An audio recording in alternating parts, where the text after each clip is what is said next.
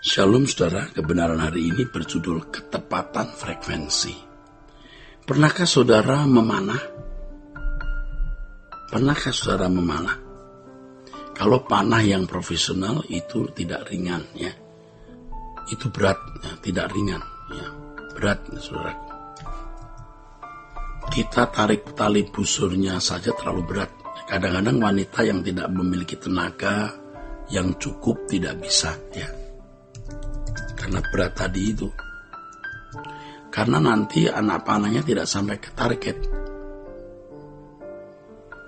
Ya, karena jadi kalau wanita tidak memiliki tenaga yang cukup, tidak bisa. Ya. Anak panahnya tidak sampai ke target. Harus ditarik kuat baru dilepas dan meluncur sampai target. Narik saja sudah berat, apalagi membidiknya. Ini masalah yang berbeda. Hidup ini seperti memanah, ada target yang harus dituju. Nah, bagi orang percaya, ya, sebagai perlombaan yang wajib adalah memiliki iman yang sempurna seperti Yesus. Ini targetnya, saudara. Ini targetnya. Perlombaan yang wajib ini adalah memiliki iman yang sempurna seperti Yesus, yaitu hidup dalam penurutan terhadap kehendak Allah. Jadi ini merupakan memanah itu seperti perlombaan ya saudaraku. Bagi orang percaya sebagai perlombaan yang wajib adalah memiliki iman yang sempurna seperti Yesus. Ya, memanah itu seperti perlombaan ya. Ini pasti dialami atau harus dialami orang percaya.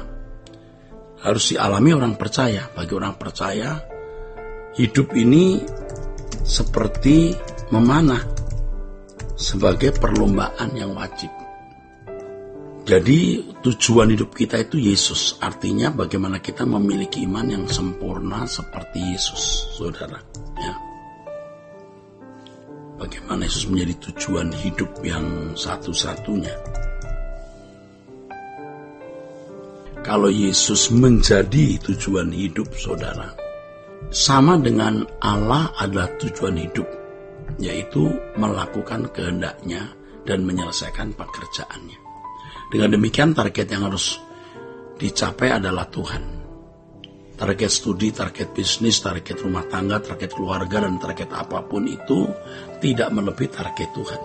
Target yang paling jauh adalah Tuhan. Artinya semua kegiatan yang kita lakukan itu demi mencapai target terjauh tersebut, yaitu Tuhan. Yaitu Tuhan.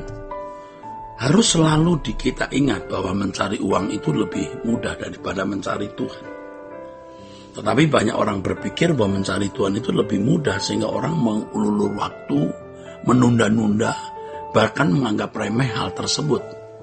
Ya. Menganggap remeh hal tersebut. Sehingga saudara, yang terjadi saudara, sikap itu menjadi sikap yang mencelakai dirinya. Orang seperti ini pasti binasa karena tidak menghormati Tuhan. Orang-orang seperti ini tidak menjadikan Tuhan sebagai tujuan.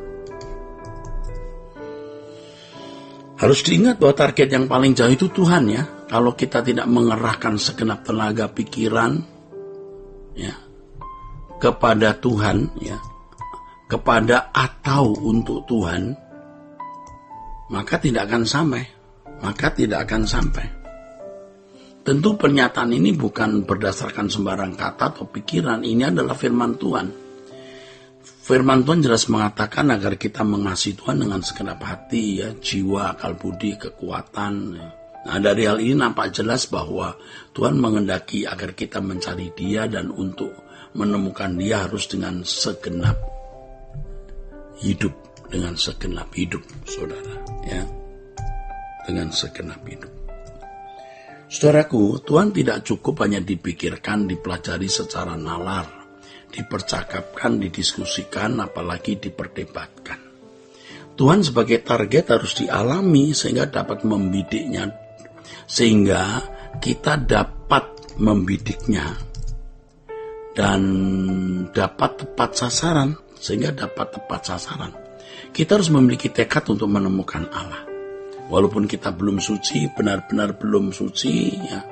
Walaupun kita belum benar-benar suci, maksudnya kita belum benar-benar suci atau